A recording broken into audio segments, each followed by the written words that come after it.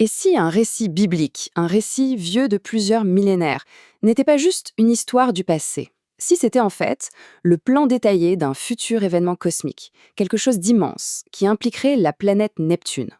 C'est une idée assez folle et c'est la théorie qu'on va explorer ensemble. Voilà la question au cœur de tout ça. Est-ce qu'on peut vraiment lire un texte sacré, pas seulement comme un livre d'histoire, mais comme une sorte de feuille de route pour notre avenir, un avenir cosmique? C'est une perspective assez vertigineuse. Bon, rentrons dans le vif du sujet. Selon cette interprétation, l'affrontement bien connu du prophète Élie, ce ne serait pas qu'un simple événement historique. Non, ce serait une prophétie qui décrit un bouleversement cosmique majeur à venir. Alors, pour bien comprendre, il faut revenir à la source, au livre des rois dans la Bible. On se retrouve sur le mont Carmel, un lieu de tension spirituelle vraiment extrême. Et voilà les termes du défi posé par Élie. Ce n'est pas juste une prière, c'est un véritable test. La preuve ultime de qui est le vrai Dieu viendra d'un signe que personne ne pourra contester. Le feu. Un feu qui tombe du ciel. Imaginez la scène.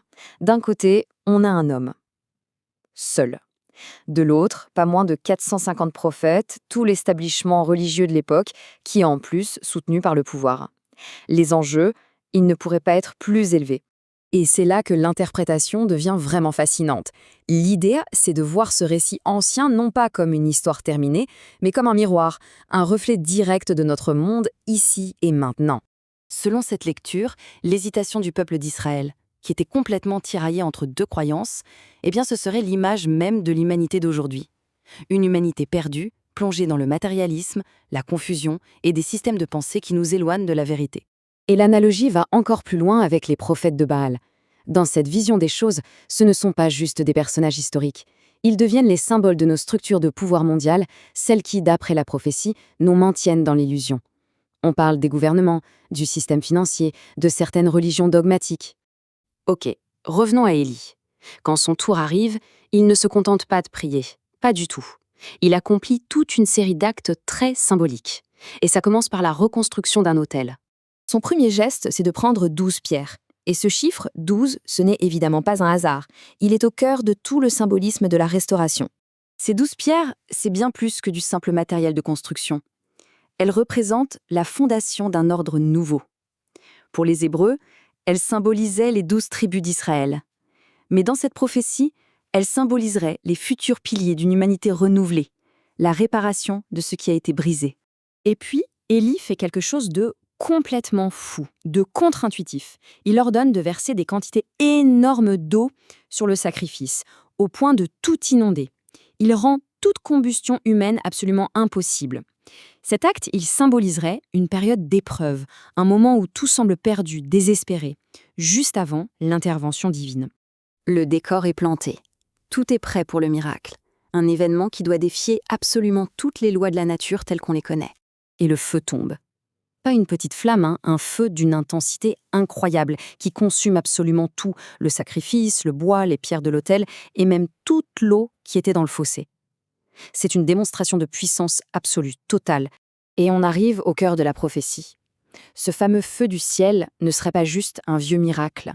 Non, il serait le symbole direct d'un événement à venir, qui serait prévu pour 2031. Ce que la source appelle l'allumage de Neptune. Un événement cosmique de purification qui serait d'origine divine. Forcément, après un truc pareil, rien ne peut rester comme avant.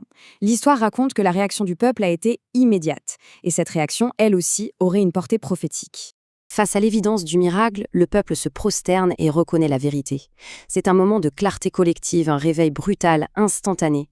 Et c'est comme ça que se termine la prophétie. La réaction de ce peuple ancien préfigurerait un futur éveil planétaire.